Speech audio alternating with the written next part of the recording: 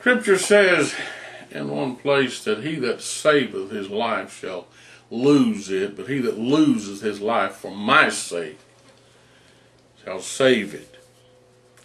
Now, I think if we are not careful, we will think that we are supposed to be so defensive of ourselves that we go completely overboard, out of the way, trying to protect our own lives.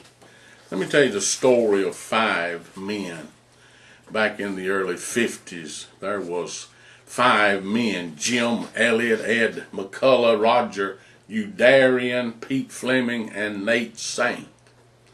These men were missionaries that went to South America, Ecuador, to get the gospel to the natives, to a very primitive tribe of people there.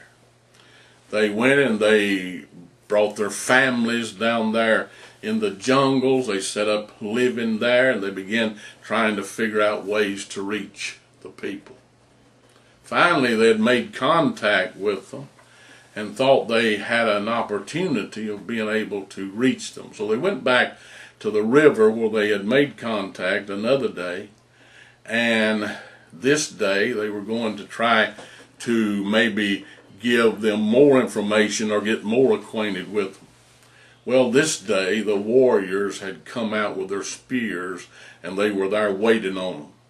And all 5 of these missionaries on January the 8th, 1956, were killed there in Ecuador, slaughtered by the very people they were trying to reach. Now, they could have been those that said, we need to take guns with us, and we need to make sure we've got the proper weapons if we're going into this area, because this is a dangerous area. And they could have had weapons that would certainly have been more powerful than what these natives had. They only had spears, and they could have killed them, but then they would have never reached them with the gospel. But that wasn't their choice. They were there to give their life, if it meant that, to reach these people with the gospel. Now, you need to know the rest of the story. After these men died, their wives remained there and continued the work. And after the death of these men, the wives were able to reach these primitive people and give them the gospel, and they received the gospel, and the whole tribe came to Christ. The very men that had speared these men, their husbands, they became leaders in the church. And there the work of God grew, and many, many came to Christ because of that. And a lot of people around the United States, after hearing of this, they went into mission work because it had had encouraged them to go into missions.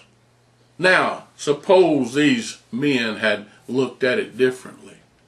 But you know what Jim, Ed, Roger, Pete, and Nate are doing now in heaven? They're rejoicing because the very people that they were trying to reach with the gospel, they did reach with the gospel. It cost them their lives, but they went to heaven.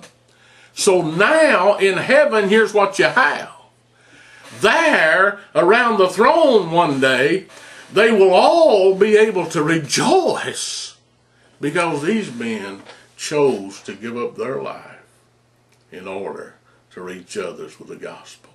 That's what it's about, folks. That's what it's about. You think about that. Thank you. That's our 4-minute message for today. God bless.